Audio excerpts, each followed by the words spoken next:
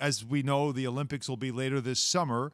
And we were talking about the women's team and some roster issues there, but the men's team roster for basketball is already set as well.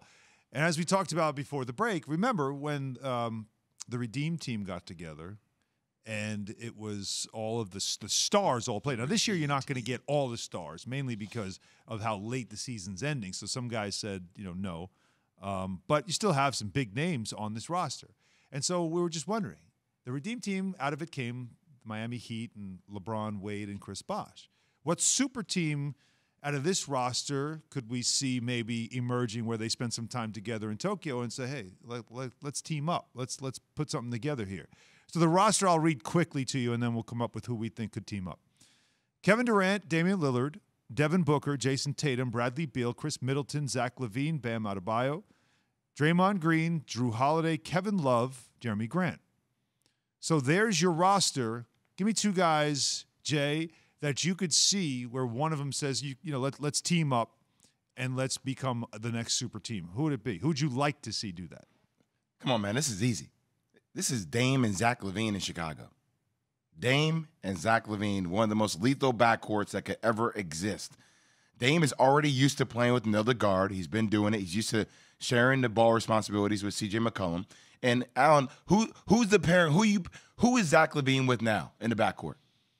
Is it exactly? You have to think about it. It's Kobe White. Kobe White, right? I couldn't think about fast enough.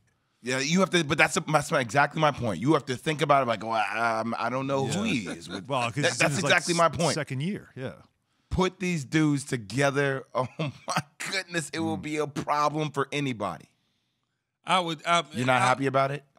No. Cool. I think for Chicago, that franchise, you need to give it a lift, right? That franchise got to get back to an elite level too, and that certainly would do it. Boy, I'll tell you what, that city would love a guy like Dame Lillard. Oh, love him. Oh, yeah. Scoring guards key. Ooh. Yeah, I'm gonna send Dame to Boston with Tatum.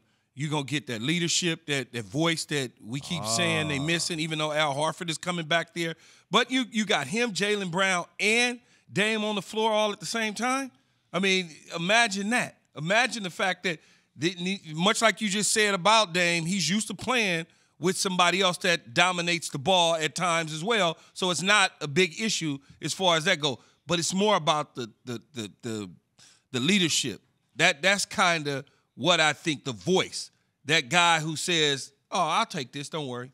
I got this. I'm going to handle this. Something that they've been missing for several years now. And you think about it too, right? They've been trying to find that guy, Kyrie Irving, Kemba Walker. They've been trying to find that piece, that guard, that point guard that can score.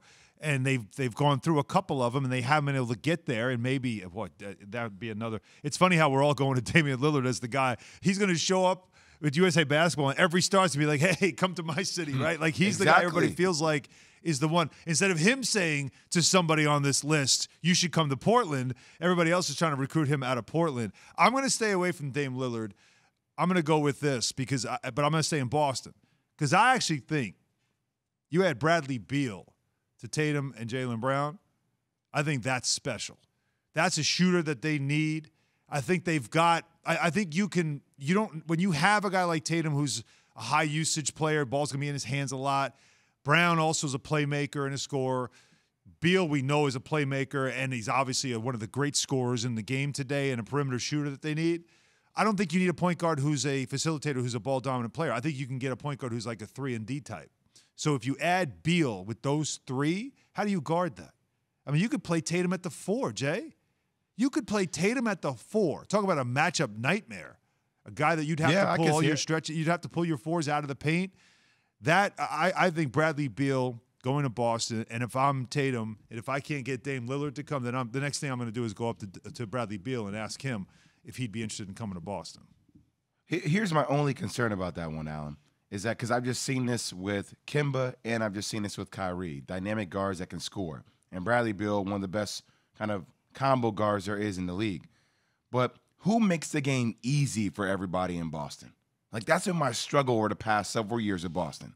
You have prolific scorers, Jason Tatum, all these guys can score. Kemba could score when he wasn't hurt. Kyrie can score. Bradley Beal would be able to score. But who is in crunch time making things easy for everybody? And not just like a facilitator, but a dual threat. for Boston? Yeah. Like, that's a legit question. You think those conversations are going to take place, though? Just like in general?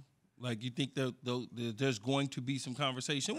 It's been revealed obviously- that they do this, that players do yeah. this. It's been revealed. They spend so much time together before the Olympics, during the Olympics. They spend a lot. So it's just natural that friendships that, or again, relationships that you didn't really have, that maybe we were cool, but we didn't really know each other well, and then we spent all this time in the Olympics, and we really realized that, we got a lot in common.